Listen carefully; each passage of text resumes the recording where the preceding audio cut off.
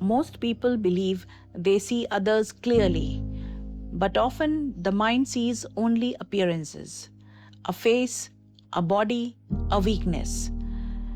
And from that alone, it quietly begins forming conclusions. When a young sage named Ashtavakra entered the court of Janaka, the scholars began to laugh. His body was bent and twisted in ways no one there could ignore. And yet, within moments, the entire court would be forced to confront its own blindness.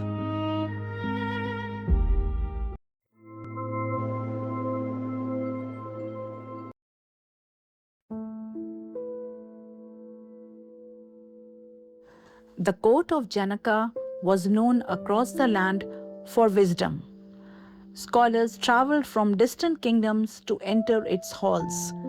Questions about truth, liberation, and the nature of the self were debated there almost every day. Some had mastered logic, others could recite sacred scriptures from memory. The atmosphere carried intellect, authority, certainty. These were men who believed they understood reality deeply, men who spoke often about the soul and the illusion of the body. And yet, when Ashtavakra entered the hall, none of that knowledge remained. Ashtavakra slowly entered the royal hall. His body had been bent since birth. In fact, his very name meant bent in 8 places. His spine curved unnaturally, his limbs twisted as he walked. Every moment appeared uneven, almost painful to watch. And as he walked through the hall, the scholars continued staring at him. Some lowered their heads and smiled quietly. Others looked at him without restraint. The same men who spoke about seeing beyond the body could no longer see beyond it.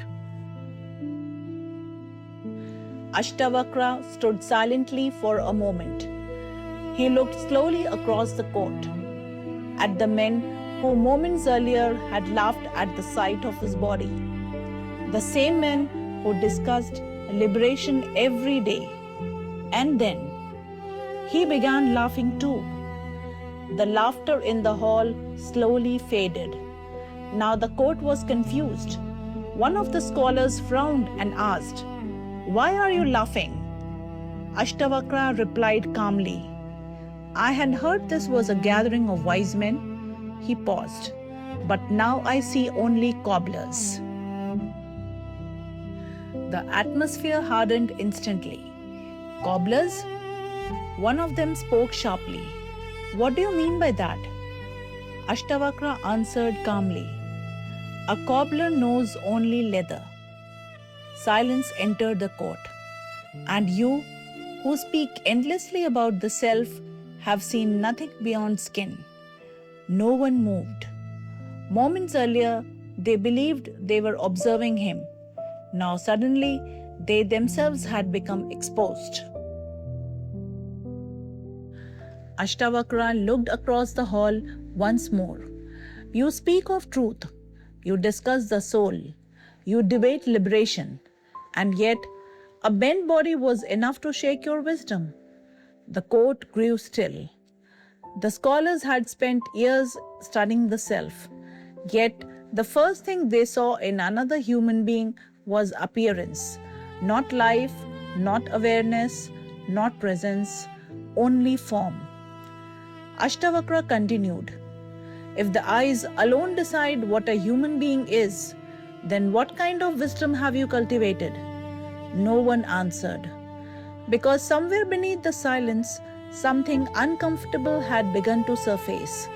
The scholars were not merely judging another body. They themselves had become deeply attached to appearances. That was why the distortion disturbed them, because deep inside, they too believed, "I am this body."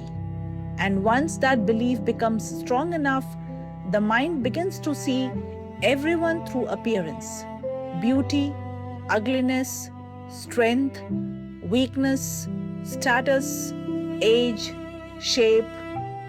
Slowly, human beings become categories, and perhaps for the first time, the court began to sense the weight of that realization. The court had spent years discussing wisdom, but wisdom had entered the hall in a broken body, and they failed to recognize it. Ashtavakra stood silently once more, and now the court no longer looked at him the same way, not because his body had changed, but because suddenly their own minds had become visible to them. King Janaka slowly rose from his seat, and unlike the others, he bowed, not to the body standing before him, but to the truth speaking through it. The court fell silent, not because a debate had been won, but because something uncomfortable had become visible. Moments earlier, they had been speaking about truth, wisdom, the soul. And yet, the first thing they saw in another human being was a body, a shape, a distortion. Perhaps that is how most of us live. The mind forms conclusions quickly, and slowly we stop seeing people clearly. Maybe that was Ashtavakra's real question. Not, why did you laugh at me? But, if a body is enough to change the way you see someone, then did you ever really see them at all?